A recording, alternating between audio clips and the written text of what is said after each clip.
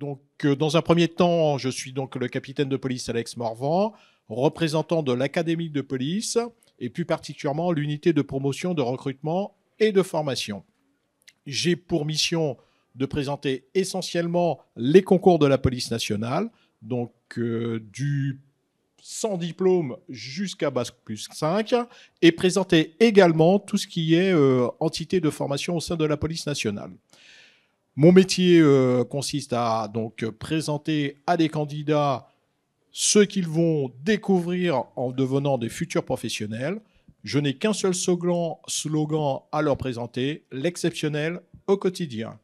Et avec ça, ils doivent pouvoir s'en sortir tranquillement pour une carrière professionnelle. Je ne vais pas être plus long puisque je privilégie le temps d'échange et de réponse et permettre également à mes collègues ici présents de se présenter.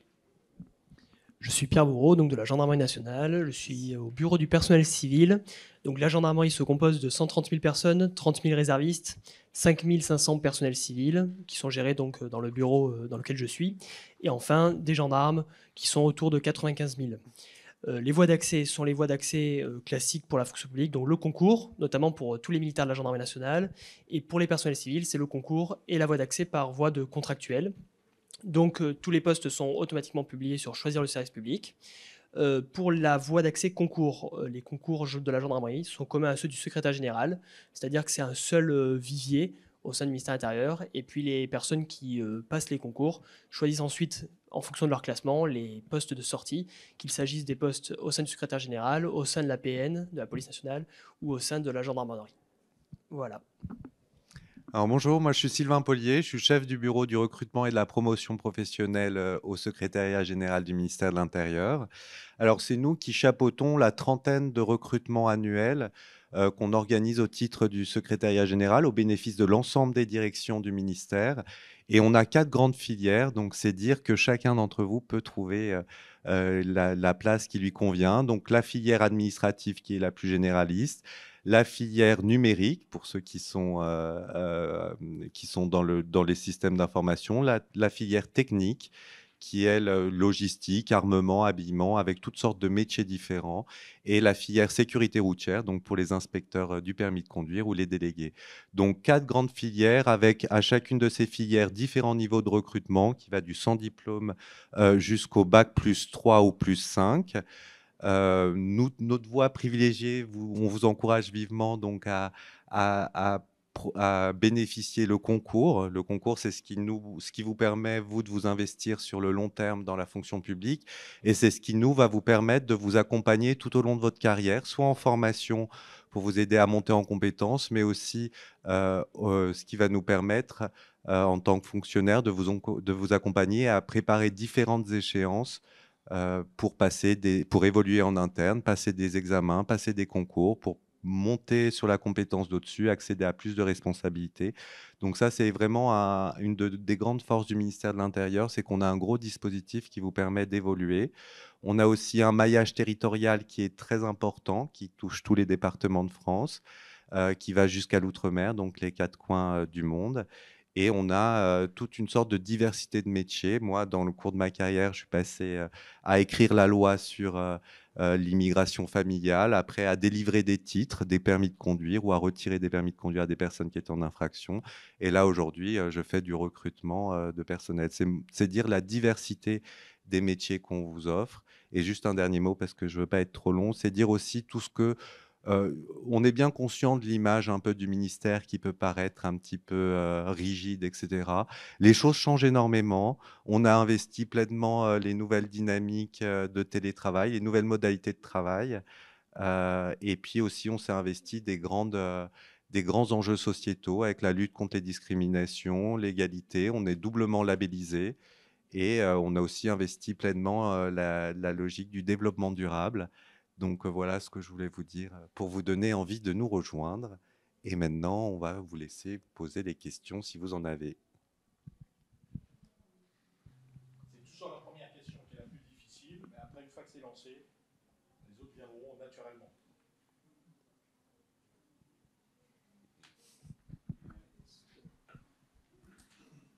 Bonjour. Est-ce que vous avez des postes en alternance ? Postes en alternance, oui, on en a dans l'ensemble des périmètres.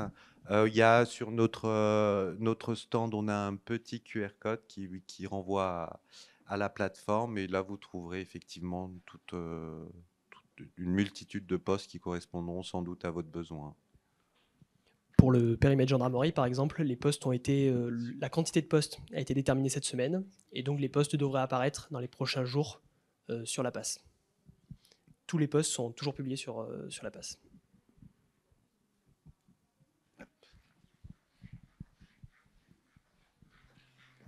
Bonjour, dans les métiers administratifs du ministère de l'Intérieur, quels sont les plus grands besoins et quelles sont les compétences qui sont le plus recherchées en ce moment? Sur les métiers de la filière administrative, on a des gros besoins sur tout ce qui est fonction support. Donc, les marchés publics, c'est quelque chose où on cherche beaucoup. Moi, j'ai commencé ma carrière dans les marchés publics. Alors, c'est une matière qui fait un petit peu peur, mais pas du tout. Moi, j'ai passé 6 ans finalement dans 3 ministères différents, donc on y trouve vraiment à s'épanouir. Les ressources humaines, tout ce qui est classique, budgétaire également. Ça vous permet aussi en plus d'avoir une vision transversale du ministère sur tous ces enjeux. Et c'est pas mal de rejoindre une administration à travers les fonctions support, parce que c'est ce qui vous permettra vraiment d'appréhender toutes les missions du ministère. Après, classique, bon, ça sera en dehors de la filière numérique, mais de la filière administrative, mais on a le numérique aussi, où on recrute beaucoup, et sécurité routière, où on a des gros besoins. Mais après, on cherche aussi des experts dans les hors fonction support. On a toutes les directions métiers du ministère qui écrivent la loi, donc on cherche souvent aussi des juristes. Et on cherche également toutes sortes de personnes qui peuvent instruire les dossiers de professions réglementées ou de demandes de subventions, etc. C'est vraiment une grande diversité. Ça dépend un petit peu des territoires. D'un territoire à l'autre, il y aura des besoins bien différents. Mais après, ce qui vient le plus facilement en tête, c'est effectivement les fonctions support, qui sont les moins attractives en tant que telles, mais c'est une erreur, je pense, de jugement que de ne pas s'en saisir. Il y a d'autres questions?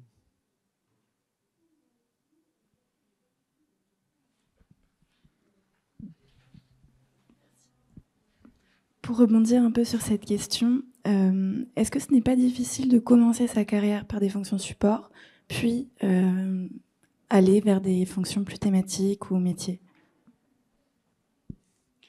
Les fonctions support, moi je pense pas, parce que c'est vraiment là où il y a des besoins très marqués. Donc déjà, c'est la première facilité de recrutement. On recrute en contractuel ou en fonctionnaire pour des jeunes nouveaux. On va les recruter sur les fonctions qui attirent le moins les fonctionnaires. Donc là, ça serait la première facilité, c'est qu'il y a du besoin, il y a du besoin qui est exprimé. Après, c'est des métiers qui sont très valorisés.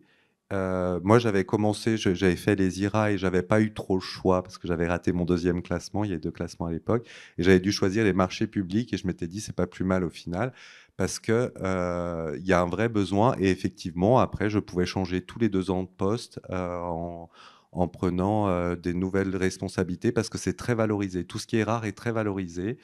Et c'est des expertises qui sont très marquées, les marchés publics, les RH. Ça vous donne quand même une vraie rigueur juridique. Vous apprenez à écrire, à interpréter des textes. Vous êtes en négociation. Vous faites En fait, vous développez des compétences qui sont très appréciées par la suite.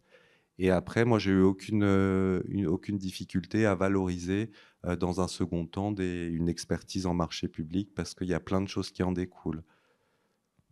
Après, il y a aussi, vous pouvez commencer par des directions métiers, mais c'est moins accessible en premier abord. Et ils vont vouloir chercher des juristes ou des personnes qui connaissent la mécanique du ministère, parce que ça a plein d'incidences après des temps de direction métier. C'est bien d'avoir une première appréhension de l'administration dans tous ses enjeux et sa diversité. Et ça, les fonctions support le font. Le budget, c'est très valorisé aussi, parce que là, moi, j'ai de toute autre fonction, mais je gère un budget. J'ai jamais fait de budget dans ma vie. Si j'avais commencé en fonction support budget, je partirais avec une vraie facilité.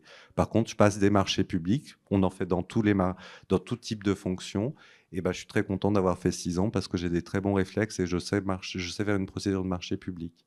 RH, j'ai fait aussi. Et en tant que manager, Même si je fais, par exemple, j'ai fait de la délivrance de titres il y a quelques années, j'avais 80 agents et j'étais bien content d'avoir fait des RH avant parce que je savais les règles. Donc, c'est des missions qui sont vraiment transverses et des compétences aussi qu'on se sert après où qu'on aille et qui sont très valorisées. Donc, c'est pas plus difficile. Le coût d'entrée est pas plus qu'un autre.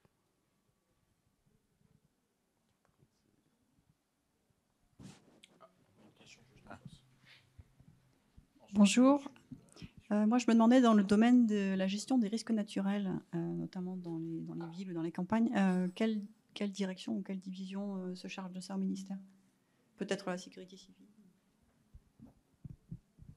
Ça sera dans le cabinet des préfets. Voilà, ça sera les services de protection civile et de gestion de crise. Et pour ça, c'est soit par la voie contractuelle, soit pour les catégories A par la voie des IRA. Il n'y a pas forcément de sortie sur ce type de poste dès la sortie des IRA. C'est souvent en deuxième ou troisième poste, ou à la suite de la carrière. Il faut juste, pour les personnes qui sont enregistrées, il faut juste dire dans le micro. Merci. Dans les métiers du numérique, vous recrutez quel type de profil? Technique, design? On est surtout, le ministère là, est en pleine transformation numérique, on développe nos outils, donc on cherche beaucoup des chefs de projet en numérique, donc ça c'est niveau catégorie A, avec tout ce qui est maîtrise d'œuvre et maîtrise d'ouvrage, donc des personnes qui sont en capacité déjà de conceptualiser le besoin d'un point de vue numérique, d'accompagner le prestataire auquel on va recourir pour développer l'outil. Après, il y a certains développements, si les systèmes d'informatique ne sont pas trop complexes, on peut faire aussi des développements en interne, donc ça peut nous intéresser. Et puis, il y a tout ce qui est aussi sécurité informatique, donc lutte contre les cyberattaques, comment sécuriser l'environnement numérique du ministère par rapport aux nouveaux outils, aux nouveaux besoins, avec penser l'accessibilité aussi. Donc ça, c'est pour la catégorie A. Et après, on a aussi, on cherche en catégorie B, donc catégorie B, c'est les professions intermédiaires.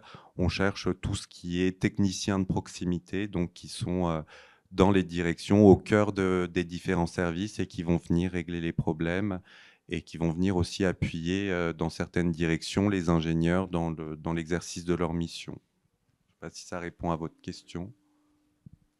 Il y a de nouvelles instances qui sont apparues aussi ces dernières années, notamment la NFSI, l'Agence de numérique des forces de sécurité intérieure, ou encore le ComCyberMI, donc le commandement pour le cyberespace du ministère intérieur. Ils ont été créés très récemment, dans les 3 dernières années, donc ça témoigne aussi d'un vrai développement du numérique. Et ces deux instances, ces deux organismes, recrutent énormément des métiers dans le numérique, des personnes dans le numérique. Bonjour, moi j'ai 2 questions. Ma première question, c'est savoir, est-ce qu'il est facile en fait pour les personnes de la police de l'environnement de rejoindre en fait la police tout court? Et ma deuxième question, vous parliez tout à l'heure en fait de subventions, d'un poste en fait en charge des subventions. Vous parliez de dotation de l'État. Je ne savais pas que le ministère de l'Intérieur faisait ça. Voilà.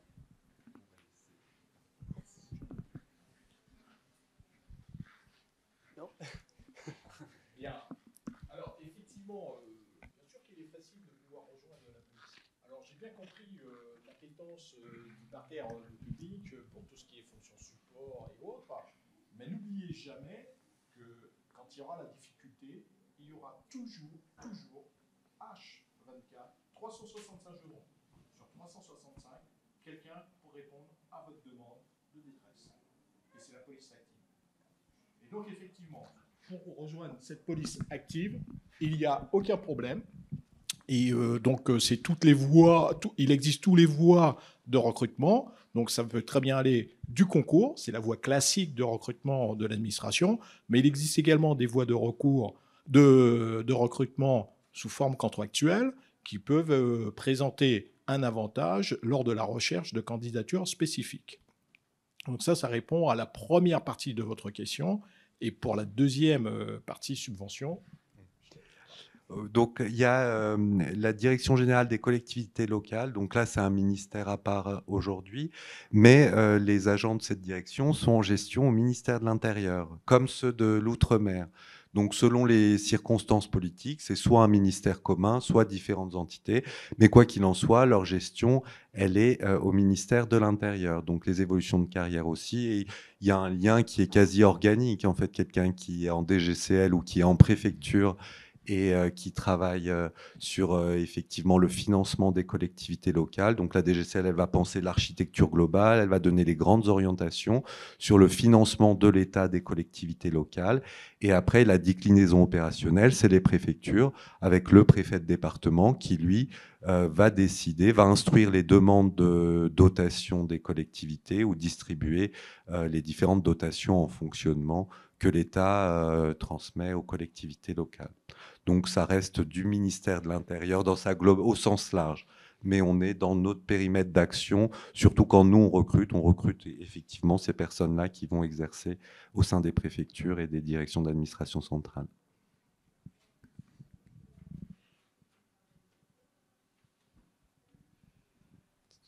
Il y a d'ultimes questions? Oui. Est-ce que vous pourriez me parler des possibilités de rejoindre la réserve, que ce soit en police nationale ou gendarmerie? Alors, oui, donc quelques mots. Effectivement, le dispositif de la réserve pour la police nationale a été mis en œuvre. Nous avons été victimes de notre succès, puisque de plus en plus de candidats se plaignent un peu du temps d'attente entre le dépôt de candidature et le moment où ils intègrent. Mais ce dispositif existe, il fonctionne très bien, et de plus en plus, les retours que nous avons en règle générale, ils sont très satisfaisants, parce que d'une part, ça permet à des jeunes de savoir si éventuellement je peux embrasser une carrière de policier, donc c'est une première phase de découverte. Ça permet à des personnes qui, malheureusement, pour d'autres conditions, n'ont pas pu intégrer la police nationale, mais qui se disent mais finalement j'ai du temps à mettre à disposition de mes concitoyens et je rejoins ce dispositif. Donc effectivement, on peut facilement rejoindre la réserve de la police nationale. Il suffit simplement d'aller donc sur le site Police nationale, nous rejoindre, l'onglet réserve de la police, et vous avez toutes les informations en fonction de votre lieu de résidence pour pouvoir déposer votre dossier. C'est un dossier numérique que vous envoyez, et ensuite vous avez un récépissé et le processus se met en place. Pour la gendarmerie, alors, me concernant, c'est que j'ai une double étiquette au sein du ministère de l'Intérieur. Je suis à la fois personnel administratif, attaché d'administration au sein du ministère de l'Intérieur. Je suis aussi réserviste de la gendarmerie. Donc, je vais pouvoir en parler par rapport à ce que j'ai vécu. Et donc, ça peut aussi vous aiguiller sur comment rejoindre la réserve de la gendarmerie. Du coup, les recrutements des réservistes pour la gendarmerie sont organisés au niveau régional. Pour ça, pour se signaler comme étant intéressé pour rejoindre la réserve, il faut remplir un formulaire sur Minotaur. C'est un site qui est accessible directement sur Internet. C'est Minotaur, M-I-N-O-T-A-U-R. Et donc, depuis ce site, on peut directement adresser un formulaire de souhait de rejoindre la réserve. Dès que le formulaire est reçu par les centres de recrutement locaux de réservistes, généralement, ils prennent contact avec la personne qui a candidaté. Ce délai de contact peut varier. Il peut aller jusqu'à 1 année, parce qu'il y a beaucoup de demandes. Donc, ça dépend des périodes. Donc, sur ça, police-gendarmerie, c'est la même chose. C'est des délais qui peuvent varier en fonction de la période dans laquelle la candidature est adressée, et aussi en fonction du nombre de recrutements qui sont en attente. Le recrutement, ensuite, il se fait après une formation de plusieurs semaines. Ça peut aller de 2 semaines jusqu'à 4 semaines dans un centre de formation.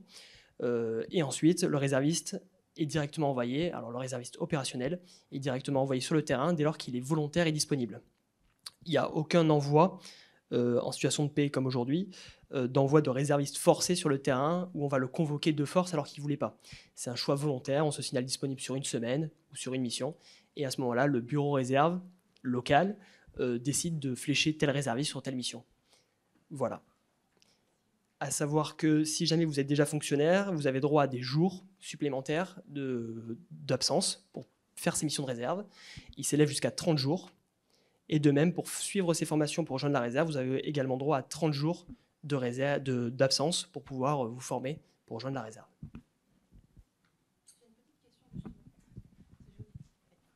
Oui, j'ai une petite question. Comme vous travaillez bien pour le ministère de l'Intérieur, vous êtes réserviste au ministère de l'Intérieur du coup. Et j'ai cru comprendre tout à l'heure que, parce que moi, je vais rentrer dans la réserve de la APN, et que je ne pouvais pas, par exemple, postuler pour un poste au ministère de l'Intérieur parce que c'est le même employeur. Oui, désolée, j'ai peut-être mal compris tout à l'heure. Alors, si, vous pouvez être réserviste et être également au sein du ministère de l'Intérieur. Néanmoins, vous ne pouvez pas, en tant que réserviste, faire des missions que vous faites au quotidien en tant que personnel fonctionnaire. Je ne peux pas être policier opérationnel et être Policier réserviste. Voilà, vous ne pouvez pas être... Je peux être dans les bureaux. Exactement. Réserviste opérationnel. Voilà, je ne suis pas militaire de la gendarmerie, je suis personnel administratif de la gendarmerie. Donc ma mission au quotidien, ce n'est pas d'aller sur le terrain. Et donc je suis réserviste, ce qui est une mission de terrain opérationnelle. Si j'étais militaire de la gendarmerie, je ne pourrais pas être réserviste, de même que si je suis actif de la police, je ne peux pas être réserviste police. Ce qui arrive et qui peut poser des interrogations, c'est un actif de la police qui rejoindrait la réserve de la gendarmerie, ou un militaire de la gendarmerie, mais ça ne doit pas arriver, qui rejoint la réserve de la police. Voilà. On peut préciser que c'est quand même très attractif, c'est un vrai atout, je pense, que faire partie de la réserve quand vous êtes dans des démarches de recherche d'emploi en dehors du ministère. C'est une vraie belle ligne sur le CV, je pense.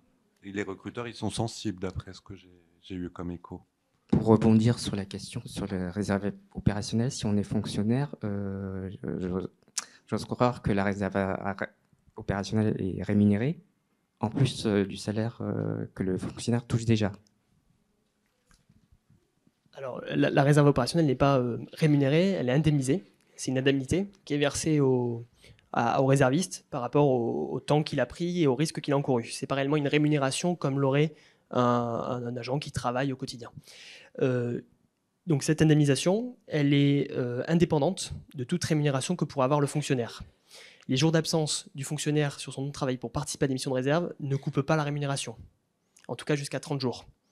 C'est-à-dire qu'en effet, un fonctionnaire qui s'absente jusqu'à 30 jours de son service sur une année pour faire des missions de réserve recevra la rémunération d'un fonctionnaire et l'indemnité qu'il a en tant que réserviste. Alors là, ça c'est pour la gendarmerie, je ne sais pas si c'est la même chose. C'est le même principe pour la police. C'est le même principe. Et c'est pour ça qu'on évite qu'un fonctionnaire aille en tant que réserviste sur les mêmes missions que ce qu'il fait en tant que fonctionnaire. Puisqu'on ne peut pas donner une même rémunération pour une personne qui pourrait faire le métier comme il le fait au quotidien. On ne va pas prendre un réserviste pour faire un métier d'administratif, alors même que ce fonctionnaire qui est au sein du ministère intérieur le fait déjà au quotidien.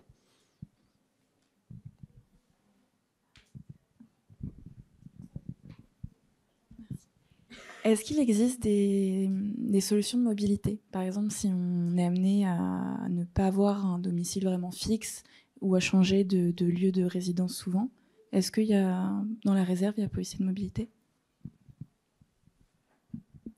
Alors je vais répondre pour la gendarmerie, puisque je ne sais pas exactement comment ça se passe pour la police.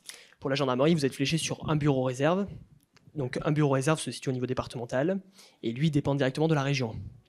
Une fois que vous êtes fléché sur ce bureau réserve, qui est automatiquement désigné par rapport à l'adresse que vous allez rentrer de résidence au moment de votre inscription. Là, vous allez suivre la formation au niveau de la région, puisque ces formations s'organisent au niveau régional, au niveau de la région sur laquelle vous avez candidaté. Mais une fois que vous êtes réserviste, vous pouvez très bien demander à ce que votre dossier soit transmis à notre bureau réserve, avec une nouvelle signature de contrat si c'est nécessaire, pour rejoindre un autre département, ou même totalement un autre type d'unité. Notamment, si vous êtes réserviste dans un département et que vous arrivez sur Paris, vous pouvez rejoindre la garde républicaine, alors qu'avant vous étiez dans un groupement de gendarmerie départementale. Voilà. Pour ce qui concerne la police nationale, le dispositif dès le départ est établi entre le réserviste et le ministère de l'Intérieur, c'est-à-dire que le ou la va faire son choix d'un commissariat bien précis et à partir de ce moment va s'organiser avec ce commissariat pour indiquer ses disponibilités et les périodes dans lesquelles il peut se rendre disponible pour venir. Donc, ce qui fait que, dès le départ, il est fléché pour un commissariat. Rien n'empêche qu'effectivement, s'il venait à déménager pour X raisons, que ce dispositif soit transféré sur un autre commissariat avec lequel il va prendre de nouveaux engagements pour pouvoir présenter ses disponibilités. Mais, dès le départ, le candidat sait où il sera affecté et avec quel commissariat il va travailler. Un autre point important, c'est que lorsqu'on rejoint la réserve, même si on a un diplôme de Bac+5, on ne peut pas directement passer officier. Je parle pour la gendarmerie. Dans 99% des cas, sauf les personnes qui sont très spécialisées et qui du coup vont être recrutées dans la réserve par rapport à leur spécialité, qui est vraiment quelque chose qui est recherché. Sinon, la personne va être recrutée, comme tout le monde, dans un vivier commun, va commencer militaire du rang, et si elle veut devenir officier, elle devra monter les échelons au sein de la réserve. C'est à savoir. Voilà, donc il n'y a pas de... Tout le monde commence au même endroit, au même niveau. C'est la même chose pour les sapeurs-pompiers volontaires. Ils commencent tous au même niveau. Et puis c'est lors de la carrière du réserviste, si on peut appeler ça comme ça, qu'il va pouvoir gravir les échelons jusqu'à devenir officier. Il nous reste quelques minutes. 2 dernières questions.